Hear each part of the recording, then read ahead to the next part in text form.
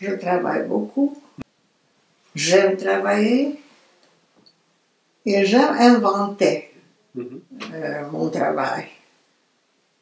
Je ne suis pas l'adepte de la répétition géniale. J'aime inventer, j'aime choisir et risquer. J'aime le jeu.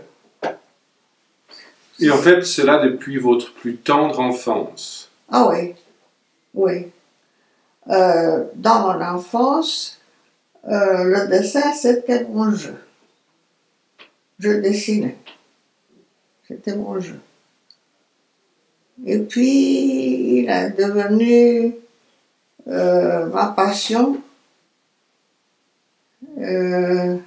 Et l'art que je pratique depuis des années.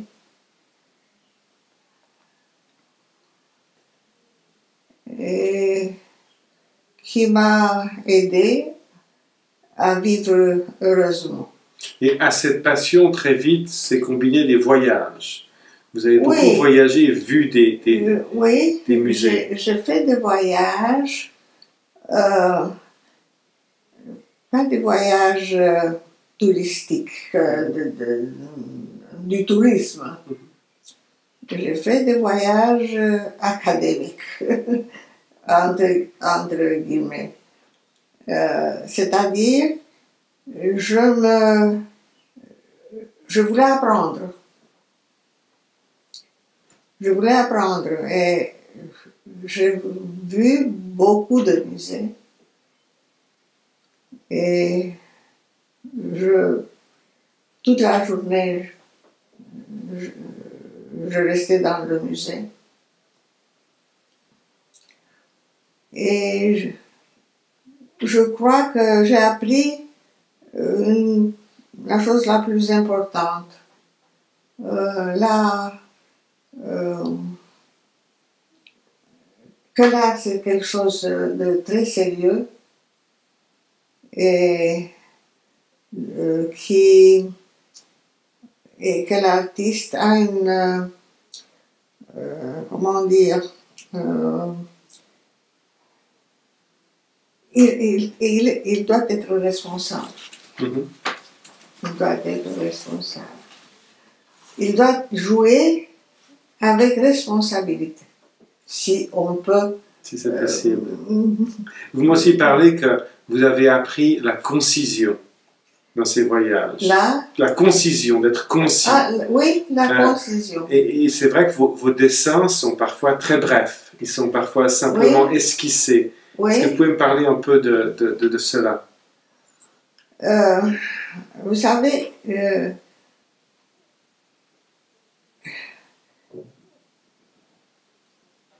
pour faire ce dessin,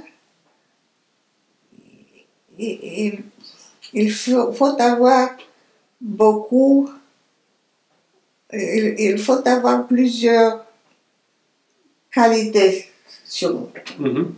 Je ne veux pas me flatter moi-même, mais les grands dessinateurs, les dessinateurs doivent doivent avoir une pratique très sévère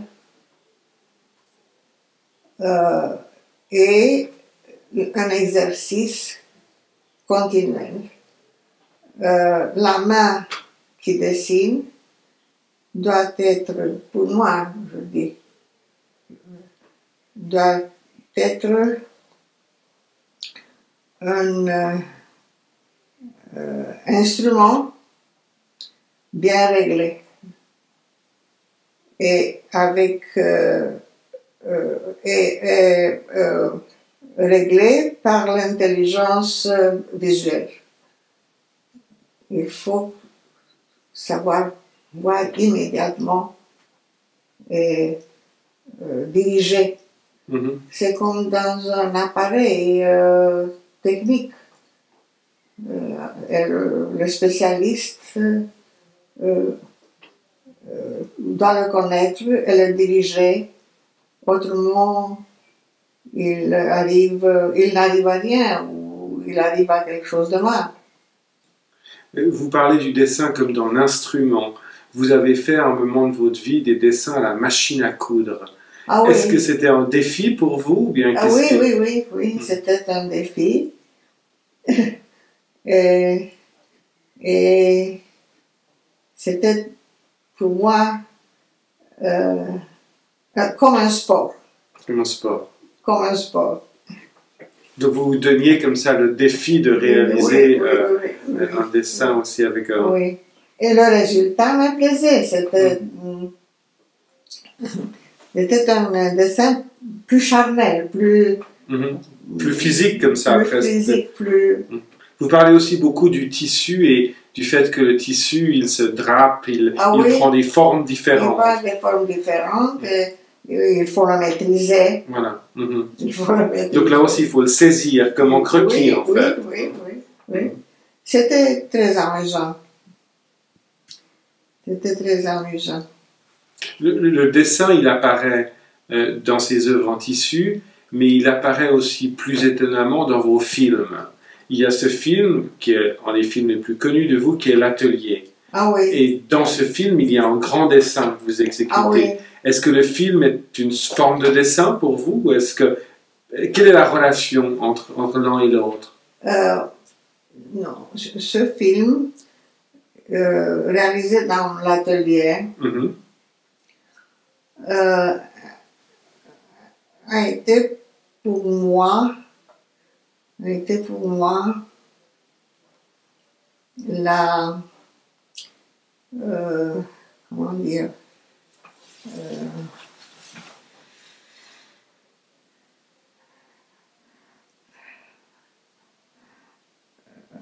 Une apologie du dessin.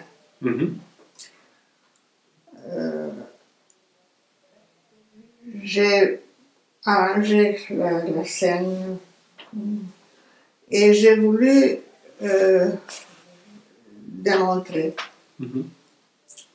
que mon corps, la main, peut dessiner. J'ai aménagé, j'ai fait un espace comme la page d'un livre, un grand livre. Ou comme un studio photographique aussi, comme une grande feuille de papier. Oui. Et moi, je dessinais sur cet espace. Mon corps était comme ma main. Et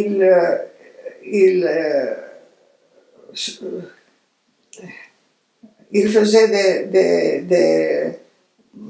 des mouvements et la main avec une craie dessinait ensemble. Et j'ai voulu montrer qu'on peut faire tout sur un plan vertical et aussi sur un plan horizontal. Mais tout jusqu'à une seule chose qui ne peut pas être faite, c'est-à-dire la position en diagonale, comme diagonale. Ça. La position diagonale n'appartient pas au créateur humain. Il n'y a que l'horizontale et la verticale, comme chez Mondrian. C'était la poésie le poème de ce petit film. Mais il y a aussi quelque chose de très beau dans ce film, c'est que vous faites des choses avec beaucoup de sérieux, mais sans vous prendre au sérieux. C'est qu'il y a toute une partie de jeu, de danse, d'animation. Tout à coup, il y a des objets qui mouvent, qui se déplacent dans le film. Oui. Je crois que ça me représente, monsieur.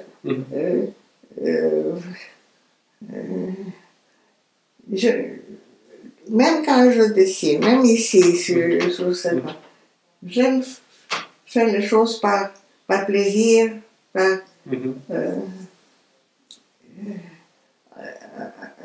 une atmosphère ludique un peu.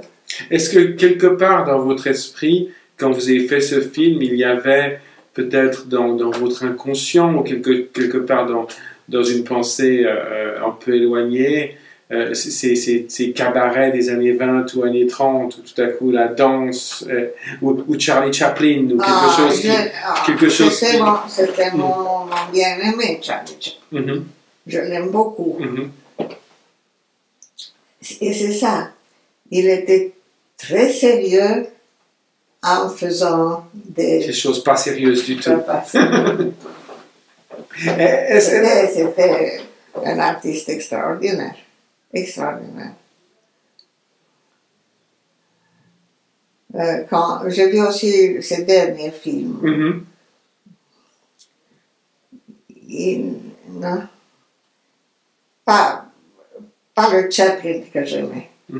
Qui a changé. Il y a une chose que l'on trouve chez Charlie Chaplin et qu'on trouve chez vous, c'est aussi l'importance accordée à la main quand on pense aux petites danses. Oui. Et chez vous, vous disiez qu'il y a ce rapport entre la main et le corps, où le dessin devient une forme de danse, mais il y a aussi ce très beau petit film que vous avez fait, où tout à coup on voit les mains qui se croisent.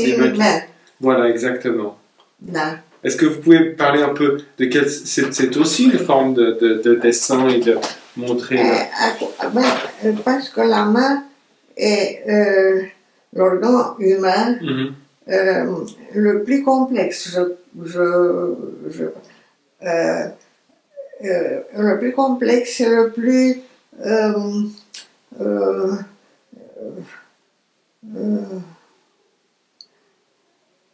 n'est pas ostentatif comme la figure. On rit, on pleure, non. La main, c'est l'espace. Un jeu avec l'espace, comme le dessin.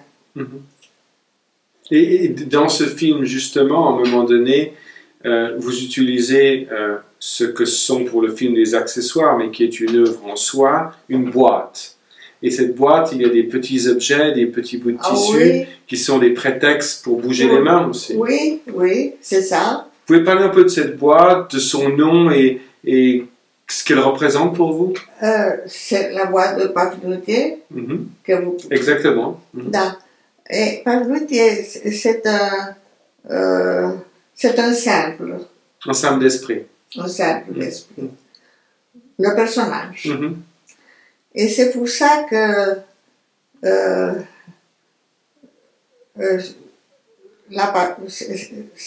les objets qu'il crée, les objets qu'il travaille, sont les objets d'un simple d'esprit, donc d'une pureté, d'une simplicité naïve,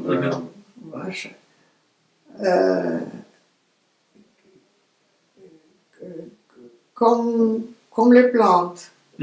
Naturelles. Naturelles.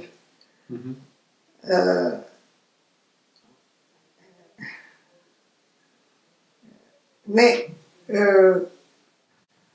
si on regarde les mains, les propres mains, comme des objets, si on les détache de soi-même, on peut obtenir des formes et des états. On peut obtenir du théâtre. Du théâtre. Du théâtre. Donc cette petite boîte, c'est une boîte de représentation. On peut faire sa propre pièce de théâtre, comme ça. Où les mains sont les acteurs. En fait. Et les films avec la main. Exactement. Les mains, ce sont ou la main photographiée. Les objets comme... Est-ce que ce qui vous intéresse... Comme un théâtre de poupées. Comme un théâtre de poupées. Oui, ce sont les poupées du corps. Non? Absolument. C'est une très belle image. Non. Et dans ce qui est aussi intéressant dans la main, c'est que c'est la chose...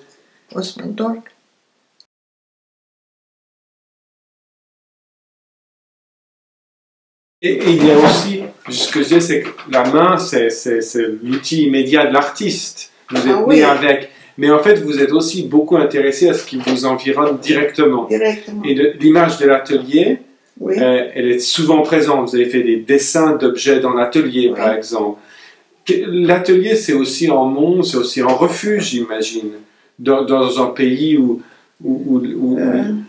l'art ne s'exprime pas toujours librement. Est-ce que ça faisait partie de votre état d'esprit, ou bien que représente l'atelier pour vous? L'atelier, pour moi, l'atelier, c'est moi-même. Mm-hmm. C'est absolument moi-même. Comme ma maison. Mm-hmm. Comme là où je fais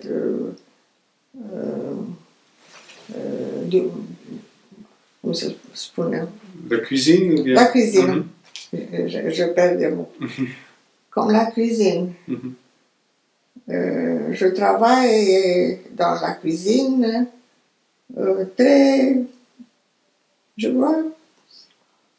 je travaille sans des... je ne me sens pas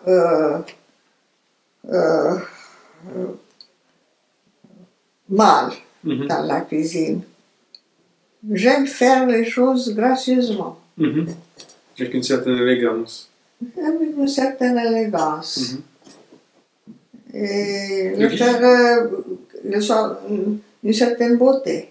Donc c'est un peu la vie qui est aussi une performance, oui, la vie oui, qui fait aussi... Oui. Quel rapport entre la vie et l'art pour vous? Est-ce que vous êtes toujours une artiste, ou est-ce que vous êtes une artiste que lorsque vous êtes dans l'atelier? J'ai eu de la chance. Mm-hmm. J'ai eu de la chance de rencontrer mon mari mm-hmm. et de nous aimer. Mm-hmm. Et il a été très généreux avec moi. Et il a encouragé mon travail.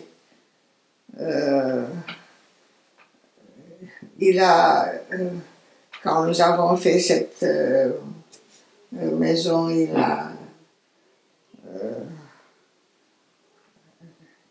a fait tout ce qu'il a pu pour me sentir bien. On pourrait dire qu'il vous a créé un espace de liberté, comme ça? Oui. Cette chambre a été la chambre de ma mère. Mm-hmm. Quand elle est disparue, alors j'ai fait l'atelier dans cette chambre. Dans la chambre.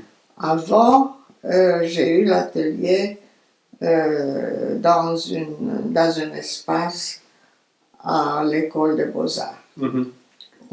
L'école des Beaux-Arts donnait offrait aux artistes des ateliers. Aux artistes de travail. Et c'est ça. Mais il a aménagé tout. Il a fait les lampes, il a fait les... Mm-hmm. Oui,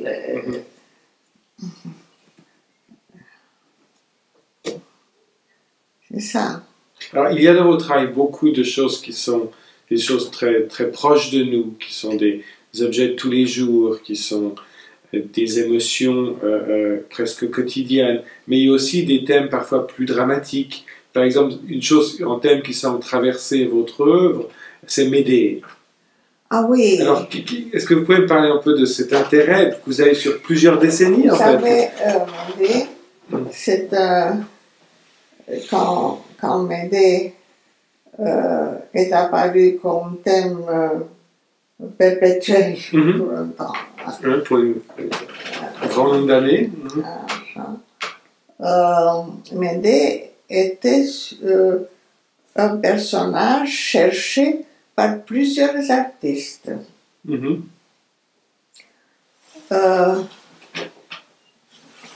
Je ne sais pas, c'était dans le théâtre. La sculpture.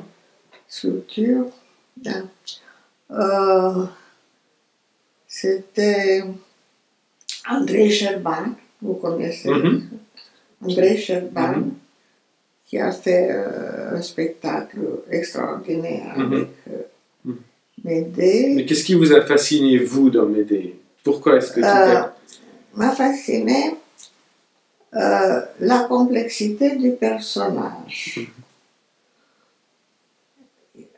C'est le personnage dans la tête et l'âme duquel la passion érotique, l'amour et la haine sont d'une égale force. Et évidemment, la poésie de l'Antiquité contribue à tout ça. Et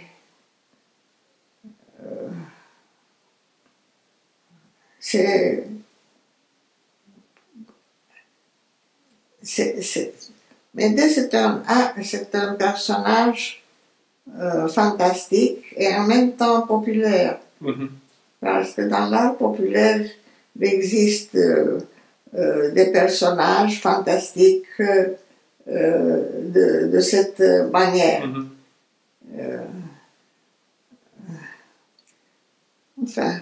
On a vu récemment ces portefeuilles de lithographie où vous cherchez à représenter Médée, de lui donner une image. Ah oui. Comment est-ce que vous avez résolu cela? Jamais la figure, le profil humain. C'est un profil inventé, c'est un profil abstrait.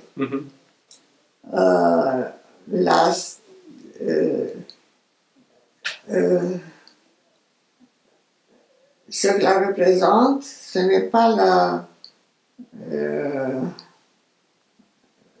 on ne la reconnaît pas dans mes dessins, par la figure, humainement expressive, mais par la figure qui n'est pas humainement expressive, qui est symboliquement expressive.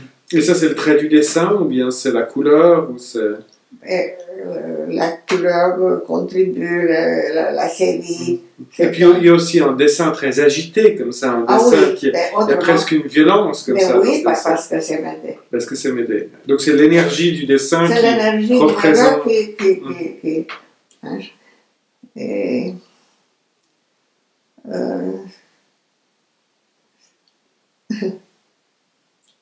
oui, c'est un personnage très riche, très riche. On a commenté ce choix pour ce personnage, un choix féministe. Non. C'est pas le cas. C'est pas ça. Est-ce que les préoccupations féministes... Moi, j'ai regardé Médée comme un homme. La regarde. Pas avec une affection féminine. Non. Par une lucidité humaine qui peut être de l'homme, de la femme, Mais dans votre travail, plus généralement, vous pensez qu'être une femme a changé votre travail? Est-ce qu'il y a quelque chose qui est présent dans le fait, est-ce qu'il y a, je dirais pas quelque chose de féminisme, mais en tout cas un intérêt pour le côté domestique des choses, pour tout à coup des procédés comme la couture, qui ne sont pas forcément masculins? Non. Non, mais je peux dire que les plus grands couturiers sont des hommes. Vous avez raison. Donc, non. Et aujourd'hui, votre travail, où est-ce qu'il vous emmène? Pardon? Où est-ce que votre travail vous emmène aujourd'hui? Qu'est-ce que vous faites? Vous dessinez? Quels sont vos... Maintenant, j'ai un bien-aimé qui est le clown. Le clown, l'image du clown. L'image du clown, et je dessinais cette image, plusieurs hypostases à chaque du clown, mais ce n'est pas ça, ce sont toujours... c'est un thème restreint, qui ne... C'est le clown ou bien c'est le cirque aussi?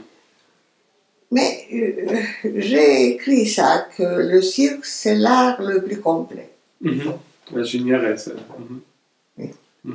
C'est le mouvement, c'est le risque, hein, c'est l'expressivité, c'est le comment dire, l'humour. Le rire, l'humour.